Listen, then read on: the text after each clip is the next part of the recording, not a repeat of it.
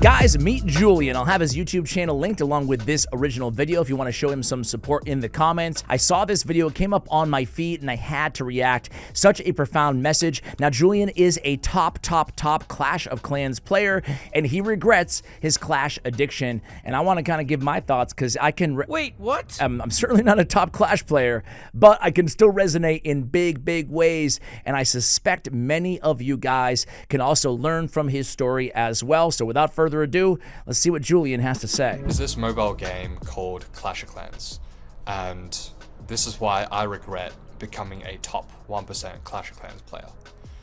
So I know the title's like kind of cringe, but the reason I titled it that way is just because based on trophies, I was like in the top 1% of my country. That's not a flex, trust me, it is definitely not a flex. But this is why I do regret spending this much time on Clash of Clans and getting good. And just so this is clear, this video is not about Clash of Clans. It's about the idea of us spending so much time on video games that we kind of neglect the other things in life. And that's kind of what happened to me. It happened to me too, by the way. When I started Clash of Clans, even before YouTube, I'm talking back in 2011. So 2-3 years before I started this YouTube channel, I was an addict. I was an addict. At my day job, I would be holding my phone secretly, right below paperwork, below whatever, and I would be on staring at clouds, trophy pushing 24/7. All my friends made fun of me. I owned it. I didn't care. I was searching in the clouds in Clash of Clans all the freaking time. I was also hooked way back in the day. Back in primary school and throughout all of school actually, as soon as I get home from school, no homework, straight to Clash of Clans. Before school, before I go, Clash of Clans. And every time I had any free space, I would spend it on Clash of Clans. I just spent probably 5,000-6,000 hours on Clash of Clans. And you know how people say if you spend 10,000 hours on something, you become an expert. Basically, I spent half the time required to be an expert. And that's not a good thing. Because when this happened, I just neglected every other aspect of my life. It was genuinely an addiction. I didn't spend enough time studying, so I didn't get into my dream school, and that pissed off my parents, and it pissed off myself as well, because I ended up being separated from my friends, because all my friends got in, but I didn't. So I just felt shit from that. And then because I just spent all my time indoors playing Clash of Clans, I was this just socially awkward person back in high school, and didn't talk to any girls, didn't get into any healthy relationships with both romantic and also friendships.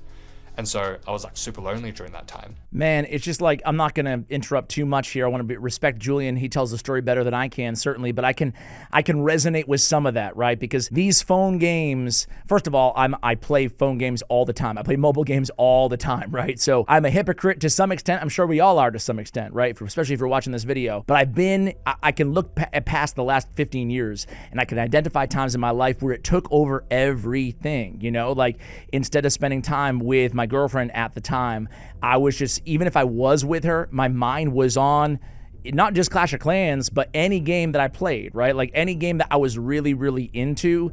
It was digital media, anything can be. It doesn't have to be a game, but especially phones, when smartphones came out, it was slow, but surely the games started getting better and better and more optimized to get the playtime up and up on their player base.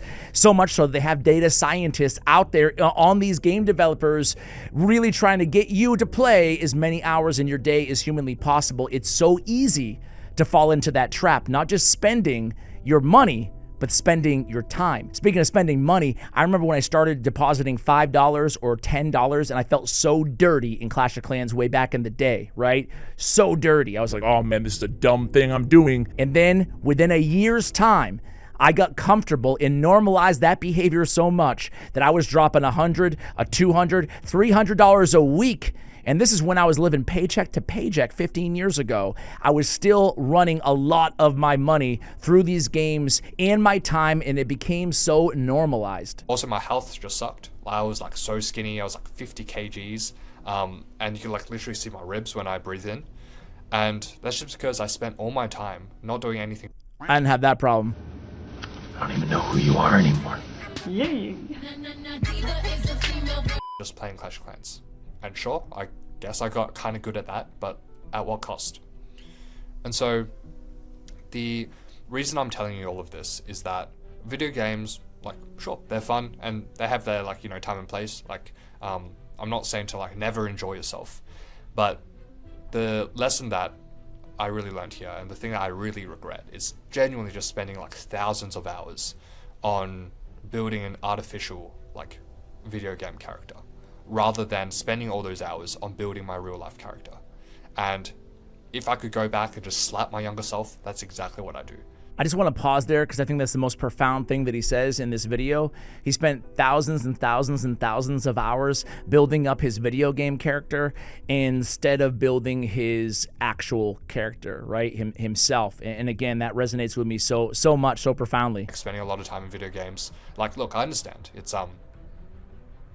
It's fun and it's a nice escape from reality. Like, especially for me, like when my life sucked, like video games were like the place where I felt like I was like respected. So I understand like why so many people are like just drawn to video games, but I think eventually reality just does hit, and it's better to face that uncomfortable reality than go and spend all your time on some comforting lie, some comforting fantasy. So that's the takeaway from this entire video. Always be like, not ready, but always have like the courage to face the uncomfortable reality as opposed to a comfortable fantasy. And that's why I regret being addicted to this mobile game, Clash of Clans. Oh man, he said it beautifully, right? I want to end with maybe a tip, right? Because what he doesn't give is any advice is how to pull yourself back, right? But what he said was, it was simple, but yet profound, and it's so true, right?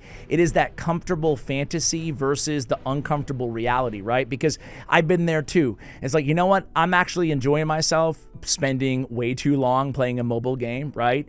But there does get to be a time. Maybe you haven't experienced it yet, right? But like, and it's not just mobile games either. I was, I played EverQuest way back in the day in the late 90s, early 2000s, and then I got into World of Warcraft, and it was all consuming to me. And I actually look back fondly on those times. It wasn't all bad, right? A lot of it was good, but the best thing about it was learning that lesson that, man, I don't want to be on my deathbed and think I was an awesome EverQuest or World of Warcraft player, right? I want to actually have something beyond that. And it took like a few wake-up moments in my life through college. I dropped out of college to play World of Warcraft, right? Like way back in the day. And like a cascade of bad decisions, right? And I wasn't happy in my relationships. I wasn't giving enough, because you get what you put out there in life, right? You get what you put out there. It's so true. If your friends aren't treating you well, you got to treat them better, right? Or find new friends. If your partner isn't everything that you want them to be the person that you want them to be, and it will get mirrored back to you. That applies to everything in life. If associates or coworkers or whatever aren't treating you great, try treating them better, right? And try treating yourself better, right? So I found myself kind of upset with everybody in my life and all these circumstances, and I felt like everybody wasn't doing enough, but it was really me. I wasn't putting anything out there, and it's caused my focus, even if I wasn't playing a game, my focus and my attention, my brain, my mental space was always on these games. Just like Julian, I'm not saying don't play games. I play games a lot. I play games with my son. I play games solo. I play games. I cover games. I have 4 YouTube channels where I cover games every single day, right? It's my career as well as my hobby, as well as a big part of my life. I'm not anti-game. It could be anything though. What I would recommend to you guys, if you have any of this that Julian described better than I certainly did, right? If you have any of these things, if you catch yourself, if you know deep down that you have a phone addiction, whether it's social media, whether it's, TikTok, whether it's a game, right? I think the biggest thing you can do is not try to, do everything at once, right? Very, very small incremental steps. Just watch a movie with your phone in another room. Watch a TV show with your phone in another room, right? Challenge yourself to do that. It doesn't sound like a big deal, but it is a big deal if you know what I'm talking about, if you do have that addiction, and it's hard to admit that you do. I care about you guys, obviously, and I wanted you to watch this video. And again, give Julian some love. He does have other content on his channel, kind of the self-help variety, and I find him very eloquent, as well as, good ideas and good tips and good advice on the rest of his content as well. So big shout out to Julian. It takes a lot of courage to come out there and talk about an addiction, especially when you're a top player and you have the accolades, the credentials to kind of back that up, right? So anyway, guys, I'm going to end the video here. It doesn't need to be any longer than it needs to be, but I felt like it was an important topic and I wanted to share with you guys. So thanks for watching. I'll see you on the next video. And as always, take care, guys.